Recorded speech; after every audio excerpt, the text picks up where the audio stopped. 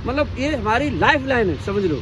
अगर आप लोग ऐसे लोगों को चुन दो या नॉमिनेट कर दो, वो खुद ही जाके नालियों को और जो रोड्स हैं उन पर कब्जा कराना शुरू कर दे, क्या है भाई ऐसे लोगों का चुनने से?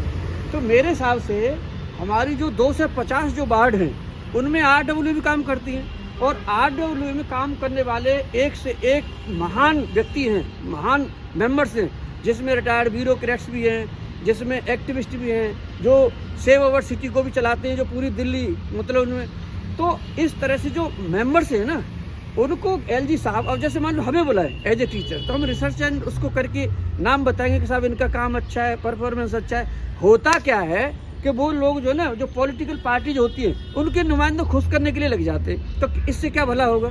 तो हम स्टूडेंट और टीचर्स को ये चाहिए कि हमें जो LG साहब नॉमिनेट करें, और हम जिनको चाहें, मतलब जिनको नॉलेज हो। सबसे बड़ी चीज़ है जिसको MCD के एक्ट के बारे में पता नहीं हो, जिसके बारे में रूल रेगुलेशन पता नहीं हो, जिसकी एक्सपर्टाइज नहीं हो, आप ऐसे व्यक्तियों को अगर वहाँ पे नॉमिनेट कर दें तो उससे तो दिल्ली का भला नहीं होने वाला है ना। तो दिल्ली के भले के लिए हमारे स्टूडेंट हैं, हमारी यूनिवर्सिटी है, हमारी कॉलेजेज हैं, हमारे साइंसिस्ट हैं, हमारे IAS ऑफिसर्स हैं, हमारे प्रोफेसर्स हैं, टीचर्स हैं, सोशल एक्टिविस्ट हैं, उनमें से जो क्रीम होती है ना, उसके लिए अपेक्षा की जाती है। यहाँ पर क्या होता है, जो मतलब देखने में आया कि ऐसे नियुक्त कर देते हैं कि बस वो सिग्नेटरी हों, और हालांकि ये भी देखने वाली बात है कि उनका कोई वोटिंग नहीं होता है बस। हालांकि वो जो दिल्ली की समस्याएं हैं उनको समस्याओं को उठा सकते हैं, मतलब जो स्टैंडिंग कमेटी के लेवल पर इन पे जो मेयर जो होते हैं वहाँ पे इनका नहीं, हाँ जो जोनल लेवल पे जो होते हैं उनका वोट वहाँ पे तो काउंट किया जाता है। तो कुल मिलाकर के अगर इसके स्ट्रक्चर को समझाता है तो बहुत खूबसूरत है।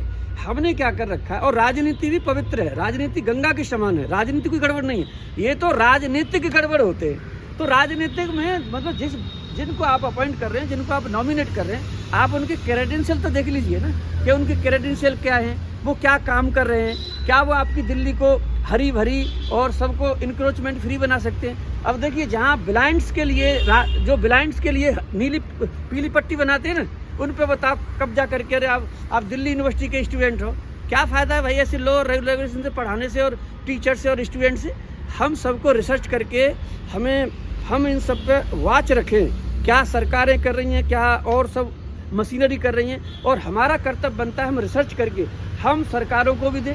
तो मेरे हिसाब से जो है ये बहुत ही अच्छा है, और इसमें हम LG साहब को चाहेंगे कि अगर वो हमें समय दें ना, अगर वो हम समय दें तो हम इस पर उनको समझाएंगे कि सर इस दिल्ली को बचाओ, बिल्कुल हर चीज़ में ही सबको खुश करने की परंपरा वो नहीं होनी चाहिए। आज की डेट में एनवायरनमेंट बहुत ज़्यादा इफेक्ट है, सिविल लाइफ जो है मतलब बच्चों की, इतना पॉल्यूशन है, उसको कौन सही करेगा, उसको देख तो लीजिए ना। काम जिसने किया नहीं, आता कुछ है नहीं, ऐसे अगर व्यक्ति को अगर वहाँ बना दिया जाए तो उससे दिल्ली साफ़ नहीं होने वाली है, यमुना जी साफ़ नहीं होने वाली। तो मेरे विचार से ये जो इलेक्टेड गवर्नमेंट है उन्होंने भी प्रॉमिस किया था जो RWA में जितने काम कर रहे हैं उनका प्रतिनिधित्व दिया जाएगा। तो it is the best time.